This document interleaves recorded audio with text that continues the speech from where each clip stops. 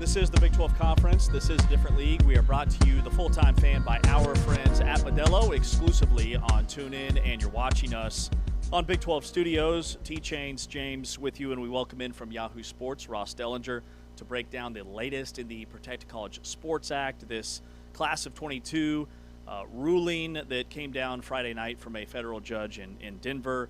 Opens the door for a ton of athletes, especially basketball players. Ross, I was thinking this morning on my way in, trying to pin down a number for the over-under for how many text messages you get in a day. Is it like 100, 200, 600? What's the number? Yeah, it's been a lot. Probably more than normal the last couple months because of the congressional bill. There was a time I woke up. I wake up pretty early, usually 7-ish, 6:30.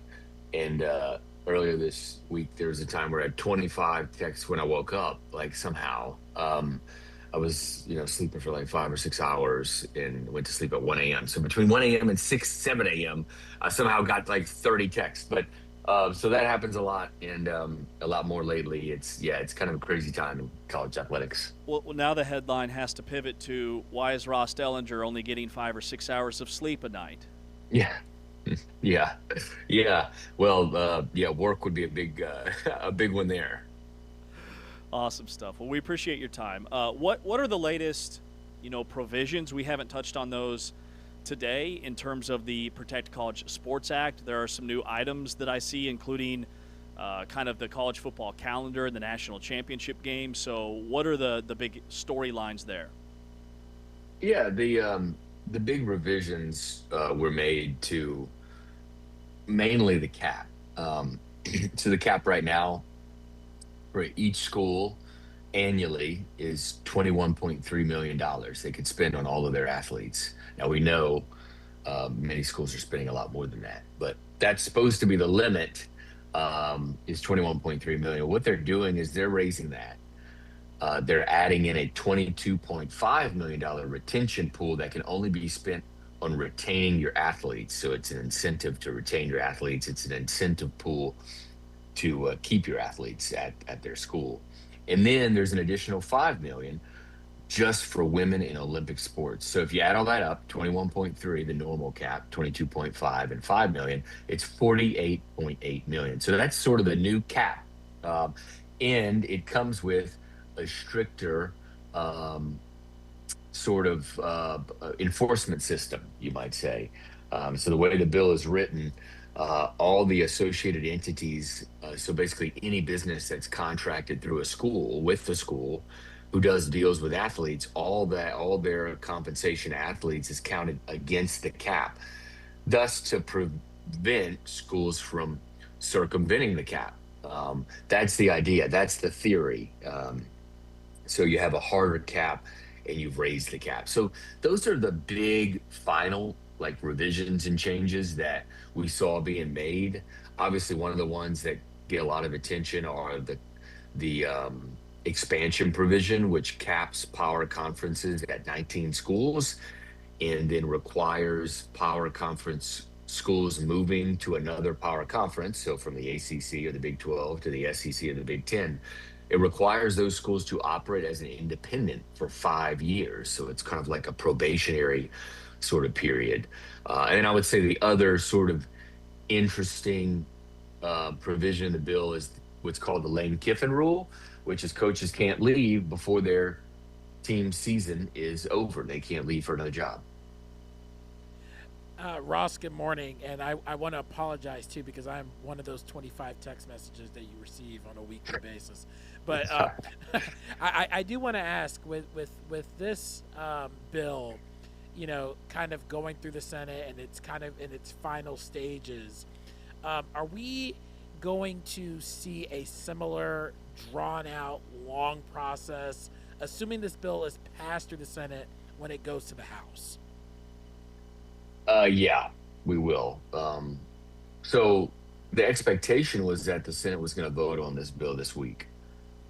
That seems a little more doubtful right now because the Senate is bogged down with a lot of other issues and agenda items that are much bigger than college athletics. So um, I think what we're seeing right now is a delay to after till after the recess, which is not ideal. That's not what they wanted, but it's still possible that they could vote on this Friday or Saturday.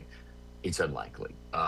So if they move it past the recess, which is a month-long break that lawmakers start to take on Friday, so in September they'll start it up again, and the thought is that it will get through the Senate pretty quickly. But that again, that time period of a month is a long, long time, and so a lot can change during that month.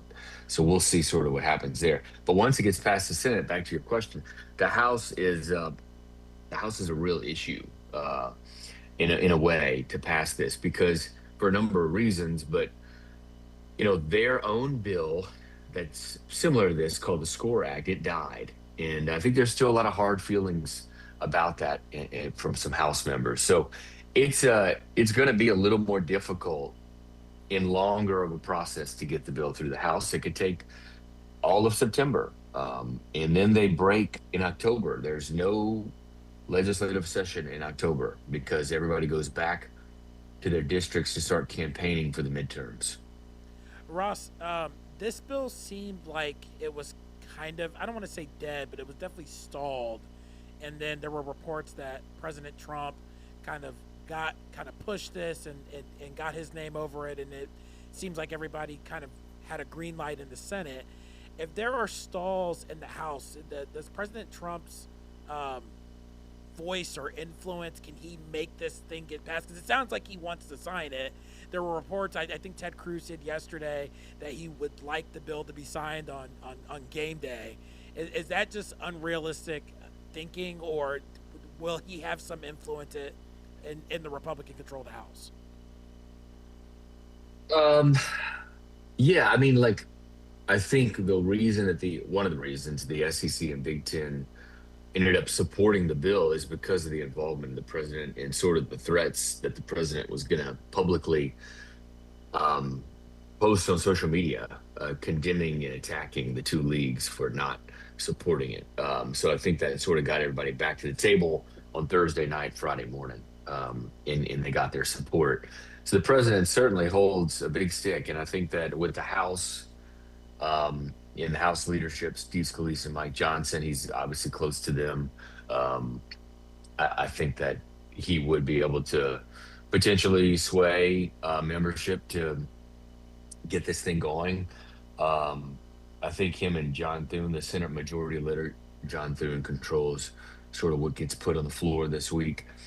And I think the president and the White House have made clear that they want this to get on the floor this week. So, and that's why there's still a possibility, though it's unlikely because of the schedule. I think it's still a possibility. So, there's definitely some pretty big influence from the president when it comes to all of this. Talking with Ross Dellenger from Yahoo Sports here on Big 12 Today on Big 12 Radio about the Protect College Sports Act. And with the conference realignment kind of cap there, and then the, I guess for lack of a better term, penalty for moving conferences as a power conference school of 5 years of being an independent. Would that slam the door shut for conference realignment? And then those schools that do move, like what does that 5 year window look like for them? Yeah, I don't know what that really looks like. I don't know that a lot of schools can do that. Right. Can just say, "Hey, I'm going to go independent for 5 years." And so, which tells you it's basically a disincentive to do it, to move at all. I mean, it's making it very difficult for schools to do it.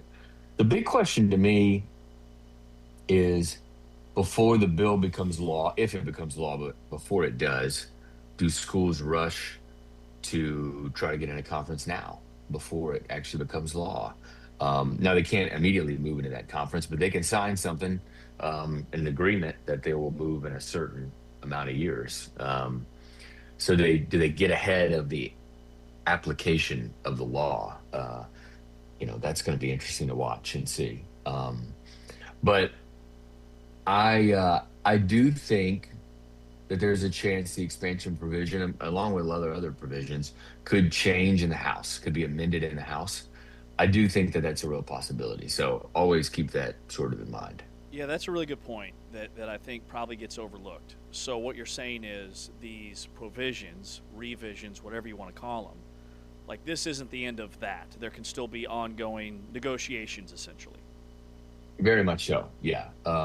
In the House, in fact, it's pretty normal for there to be House revisions and amendments to bills, and then those revisions and amendments would have to go back to the Senate for approval, and that's where the process can get really long, and it can take perhaps all of September, and then maybe carry over into after the midterms and what they call the lame duck session in November and December. Last thing, Ross, before we let you go, can you touch on the calendar in terms of the national championship game, and is there a hard date that is included within this? There is January 8th. The championship game has to be played by January 8th. Um, but it specifies where practical. So um, it's not a hard and fast sort of request or requirement, but it is uh, it is in there that it says January 8th. That would complicate the college football calendar. I think we all would like to see that, but um, there's just a lot of complications in moving the calendar, especially they're talking about expanded 2014 playoff. That can make it certainly more difficult to squeeze everything in. And one of the biggest issues is that right now, New Year's Day weekend is such a huge weekend for college sports, and the TV networks, right, get the big numbers, and that's where they make a lot of their sponsorship money. Is on that weekend. And right now, the quarterfinals, 4 games are on that weekend. If you did a January 8th championship game, the semifinals, only 2 games would be on that weekend. And the TV networks do not like that. And we've learned that whatever the TV networks don't like, usually is the way things go. Yeah, that's well said. TV networks, more is better. Awesome stuff, Ross. Appreciate your time, and we'll catch up with you soon. Thank you. Yep. Thank you, guys. Our man. Thanks, Ross. See ya. That is Ross Dellenger from Yahoo Sports joining us here on Big 12 today on Big 12 Radio. He is the ultimate go-to when it comes to all of this stuff that is way above my head. The Protect College Sports Act, the eligibility rulings. He is the man. He breaks it down in easy to understand terms, also super detail oriented. He's like the one person that I'm checking with before whether I decide to panic or not when it comes to college sports. Yeah, I tend to think that I know how like the government works pretty well, but when I listen to Ross, I don't think I know how well the government works because he's so good at explaining it. I'm like, I learned a thing or two. Yeah.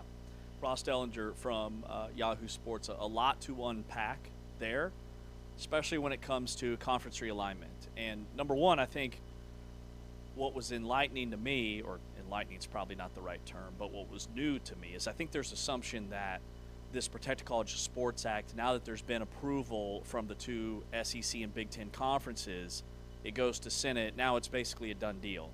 And this is still very much in its infancy stages. There can be revisions once it goes to the House. He broke out a timeline of, hey, this probably doesn't get done until like after October. Yeah, and you know what? Like, to me, that's not surprising to a degree. But I like the fact that, he brought up how the House had their bill and then it was dead, and they're kind of, I guess the right word would be salty. That, yeah, there's some hard feelings there. Yeah, it definitely feels that way. But, I've been saying if this doesn't get passed, I think the next Congress in 2027, after January, there's something will change at some point. It's coming. All right, we head into our number 2 of the show coming up next.